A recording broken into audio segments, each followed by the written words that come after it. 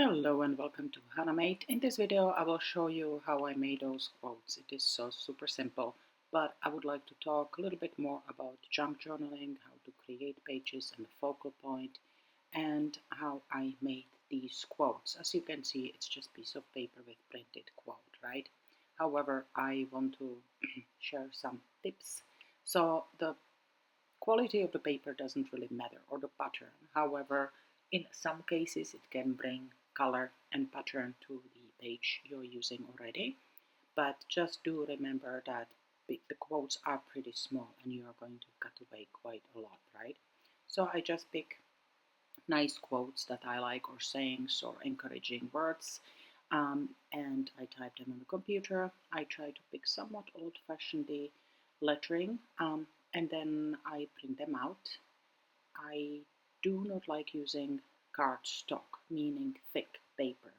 That I use for the base of the page. So for the quotes and anything I'm gluing on the top of my pages, I prefer when it's thinner. That said, some people may like it actually if it's thicker um, cardstock that almost makes it pop out, makes it 3D really. So for cutting, I use my cutter, I use scissors, or I use my hole punchers. If you are using a hole puncher, make sure that you make bigger gaps between the quotes, right? So you can cut it out easily. Um, then my kind of method of making it more artsy and sticking out and making it pop is to use ink for stamping, and I basically ink up the edges. This is the way I do it. There are a bunch of different ways how you can do it. You can also use marker if you don't have inking pads. You can always use just Sharpie or crayon or whatever you have. I actually did use in the past makeup because it works well. However, it does smudge the other pages, right? Even though it's oily, but I prefer using the ink. There are many different types of ink pads, many different sizes and colors. I, depending what I'm going to use after, I use the ink pads that you see. They are easy to find even in thrift stores and yard sales, and I do like those small ones for creating or inking the edges of my quotes and other smaller pictures. It's just easy to handle. If they dry out, you can always add new ink, right? Um, so it's pretty simple, straightforward method of cutting down with scissors and edging. And then I put them all in one box, or I use them right away. But I can guarantee you that if you have a good stash of quotes, whenever I feel creative, I just don't want to do all the steps of creating one page. And it's super handy when you have all the different pieces to add in um, boxes or prepared if you have a little stash, right? So if I'm creating basic page, I pick a quote and I think about the colors and pattern what I want to create, and it's much easier. So for that purpose, having a stash of quotes is very handy. There are many different ways how you can get quotes from old books and magazines, as well as creating your own and do handwriting, but the principle is somewhat the same, right? You cut out the quote itself and then you age the edges. I love using different colors and just plain ink. However, if I am going to use Mod Podge over it or glue, I would pick Stays On, which is a permanent ink. And then I am playing with where to add my quote. These are pages that I pre-made before with the intention of adding more elements, especially quotes. So it's not necessarily matchy, but you can always have fun and add whatever you like, or make a quote specifically with the color and pattern that will go with that page, or you work the other way around. However, it is fun, it's exciting. I think it adds a focus to every junk journal. You can do a theme junk journal or just the page itself.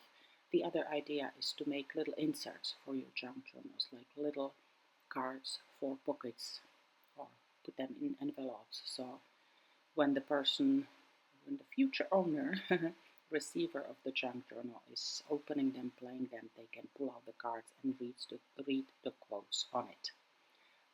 When I am choosing where to place it, as you can see, I'm kind of placing it around a few times. I want to make sure that I don't cover what could be cool and artsy. I do make sure I place it where it will pop the most and will make sense the most. And I enjoy that creative process very much, and I do think it adds a lot to your junk journal. The other idea, instead of typing the quotes, you can use stamps, right? You can get many stamps that already have quotes on it, which is super helpful. And I do think that printing them separately on a sheet of paper, cutting them out, and then taping them is better than creating junk journal page, plopping the stamp on, and then create some kind of edge around it. But anything works. Anything that makes you happy and creative is fantastic. So that's about it. I do think that there are many different ways of adding embellishments to your pages, but even if you are doing a super artsy journal, I myself look like looking at them if there is a quote or some kind of focal point.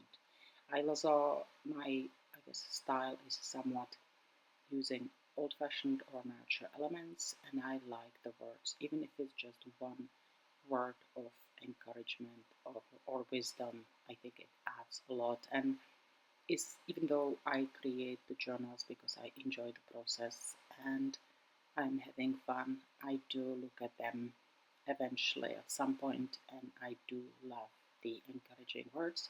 I do think that any journal is kind of more precious if you make it specifically for somebody, so that way you can actually concentrate on a theme for different people, right? It is nice to make a journal for somebody who may say need little encouragement, right?